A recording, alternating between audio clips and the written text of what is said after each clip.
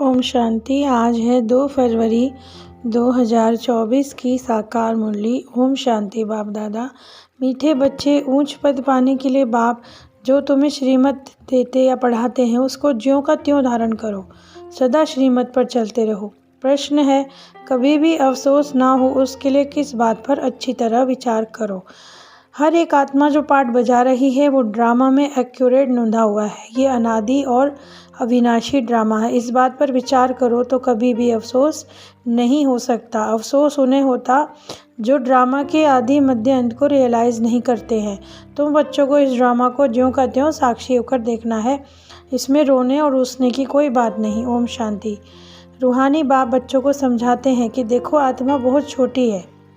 छोटी सी आत्मा का शरीर कितना बड़ा है, परंतु जब आत्मा अलग हो जाती है तो शरीर किसी उसका नहीं। तो आत्मा के ऊपर विचार किया जाता है कि इतनी छोटी छोटी बिंदी क्या काम करती है।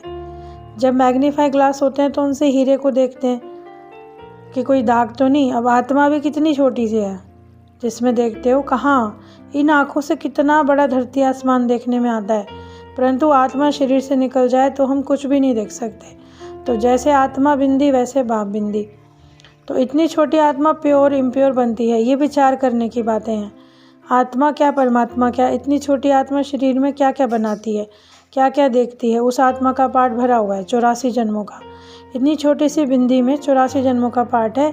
और अगर शरीर से आत्मा निकल गई, शरीर मर गया तो किसी काम का नहीं। तो ये बाबा ने समझाया है कि हूबहू ये सृष्टि का चक्र 5000 वर्ष बाद फिरता है, कोई नई बात नहीं है। एक उस आत्मा ने शरीर छोड़कर दूसरा लिया, 5000 वर्ष पहले भी इसी नाम रूप के समय इस शरीर को छोड़ा था।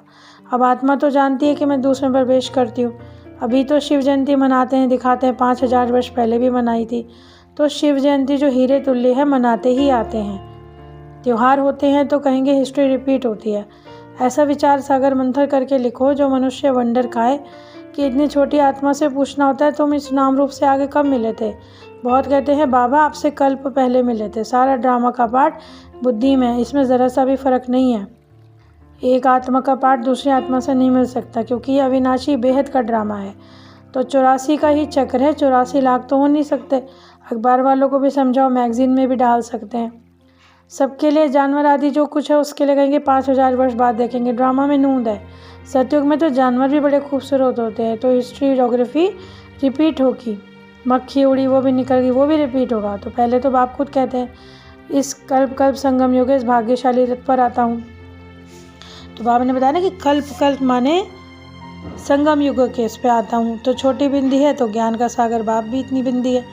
तो 5000 वर्ष के बाद आते हैं बाप।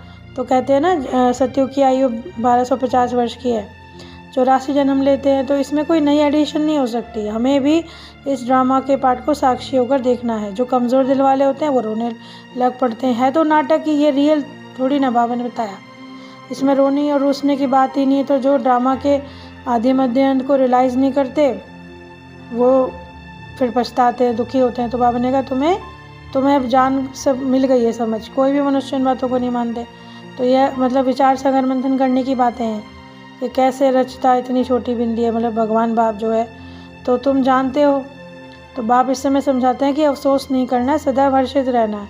क्योंकि ड्रामा की रील चलते चलते घिस जाएगी, फिर पुरानी होगी, फिर खलास। ऐसे थोड़ी, बेहद का अविनाशी ड्रामा है। तो बाप की श्रीमत पर चलकर पतित से पावन बनना है, पाठ बजाते बजाते सतो प्रधान बनना है। तो कि ये भी कहा जाता है कि भक्ति मार्ग में शास्त्र आदि वही हैं।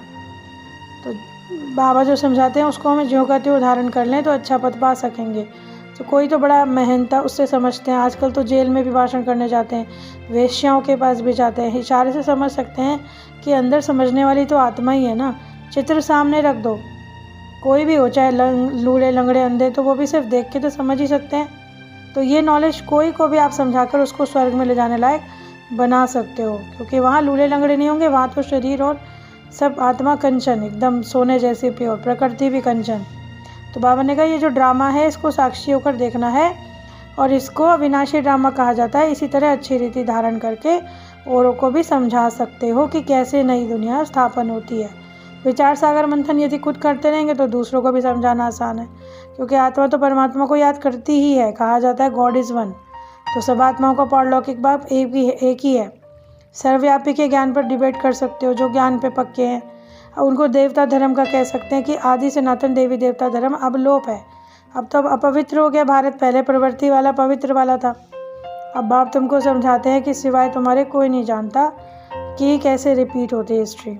बाबा को भी घड़ी घड़ी पॉइंट्स रिपीट करनी पड़ती हैं, क्योंकि चित्रों पर भी तुम समझा सकते हो, लेकिन ज्ञान की धारणा सबको एक रस नहीं होती। तो ज्ञान चाहिए, धारणा चाहिए, सत्व प्रदान करने के लिए बाप की याद चाहिए। कई बच्चे तो अपने धंधे में ही फंसे रहते हैं, उनको भी समझाना है कि हम सब भाई भाई हैं, नंगे आए थे नंगे जाना है। ऐसा ना हो कि धंधा दोहरी के चक्कर में कुछ और याद ही ना आए, तो स्वर्ग में कैसे जा सकेंगे। बाकी तो जो कमी रही वो पुरुषार्थ ड्रामा में नूंद है। तुम्हारी एक अवस्था भी पिछाड़ी में होगी। लाइब्रेरीज आदि में किताबें क्यों होती हैं? क्योंकि स्टडी करते हैं, तो तुम आत्माएं आत्माओं के वकील बनते हो। तो ये है जिस्मानी पढ़ाई। माया के राज्य में भूल चूक होती है, पूरा तरह से अभी कर्मातीत अवस्था को किसी ने नहीं पाया। यदि अगर हम श्रीमत पर चलेंगे तो बाबा जैसे कहते हैं ना कि कल्प पहले भी बाप आया था जिसकी शिव जयंती मनाई। ये पढ़ाई है जिसकी आमदनी में खुशी है। तो जो थोड़े पैसे वाले भी होंगे, लेकिन जिनके पास ज्ञान रतन है, उनको अथाह खुशी रहती है। फिर बाबा ने याद प्यार दिया, मीठे मीठे सीखे लदे बच्चों प्रति माता पिता बाप दादा का याद प्यार। Good morning. रूहानी बाप की रूहानी बच्चों को नमस्ते। हम रूहानी बच्चों की रूहानी बाप दादा को याद प्यार, गुड मॉर्निंग और नमस्ते। नमस्ते। शुक्रिया बाबा, पद्मा पदम शुक्रिया। धारणा के लिए मुख्य सार है, विचार सागर मंथन करके स्वयं को ज्ञान रत्नों से भरपूर करना है। इस ड्रामा के राज को अच्छी रीति समझकर दूसरों को समझाना है। किसी भी बात में अफसोस नहीं करना है, हर सदा हर्षित रहना है। अपनी अवस्था बहुत काल से एक रस बनानी है, ताकि पिछाड़ी में एक बाप के सिवा किसी और की याद ना आए। जो कि बाबा कहते हैं ना, मतलब अंतमति सुगति के लिए बहुत काल का पुरुषार्थ चाहिए। अभ्यास करना है। हम भाई भाई हैं और अभी वापस जाते हैं। वरदान है, अलबेलेपन की लहर को विदाई देकर सदा उमंग उत्साह में रहने वाली समझदार आत्मा भव।